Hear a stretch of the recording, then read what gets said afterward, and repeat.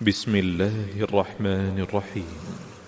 والشمس وضحاها والقمر إذا تلاها والنهار إذا جلاها والليل إذا يغشاها والسماء وما بناها والأرض وما طحاها ونفس وما سواها فألهمها فجورها وتقواها قد أفلح من زكاها وقد خاب من دساها كذبت ثمود بطغواها إذ انبعث أشقاها فقال لهم رسول الله ناقة الله وسقياها فكذبوه فعقروها فدمدم عليهم ربهم بذنبهم فسواها